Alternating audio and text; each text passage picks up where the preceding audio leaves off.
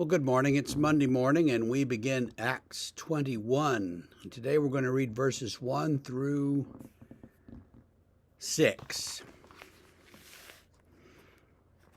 When we parted from them and set sail, now remember, Paul was at a seacoast town near Ephesus. We parted from them and set sail. We came by a straight course to Kos, the next day to Rhodes, and from there to Patara. When we found a ship bound for Phoenicia, we went on board and set sail. We came in sight of Cyprus, and leaving it on our left, we sailed to Syria and landed at Tyre, because the ship was to unload its cargo there. We looked up the disciples and stayed there for 7 days. Through the Spirit, they told Paul not to go on to Jerusalem. When our days there were ended, we left and proceeded on our journey, and all of them, with wives and children, escorted us outside the city. There we knelt down on the beach and prayed and said farewell to one another. Then we went on board the ship, and they returned home. This is a little bit about Paul's travels.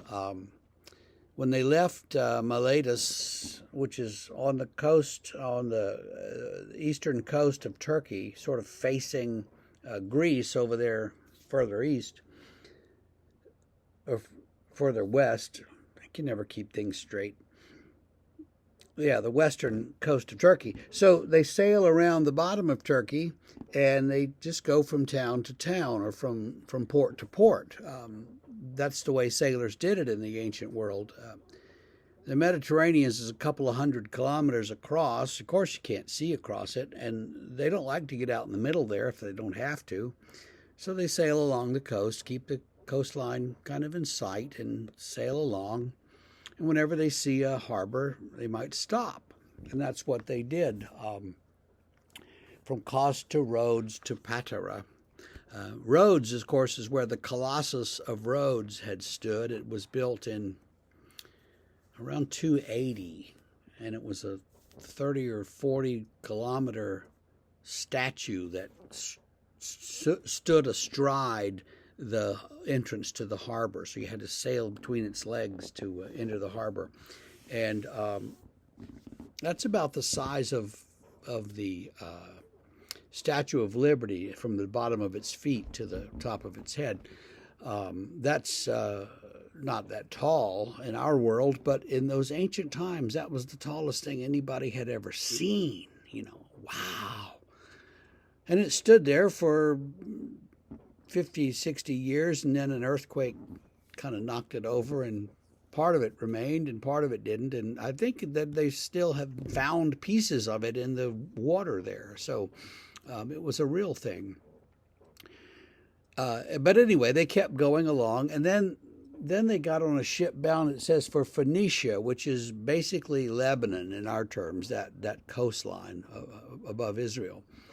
And they sail around, and they leave Cyprus on their left, which meant they went sort of south of the island of Cyprus and across, straight across. And then they knew if they just kept going straight, they would get to land no matter where they went. But if they kept going straight, they'd be where they wanted to be. And they got to Tyre, which is a city.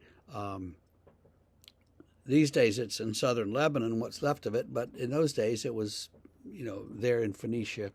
And that's where they unloaded a lot of goods.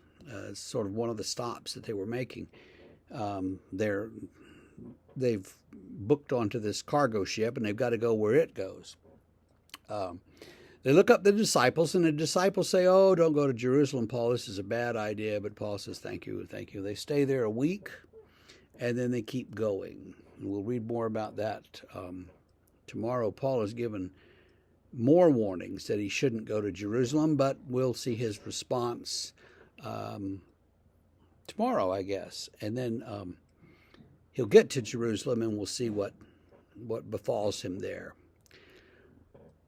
So for us, I think this means that, in our journeys of life, we keep going, and we see things along the way, and people tell us what we should and shouldn't do, but we have to set our own course and make our own decisions and finally go the way that that the Spirit leads us to go. So, with that bit of advice or warning or something, leave you today. Have a great day and always follow the Spirit's leading.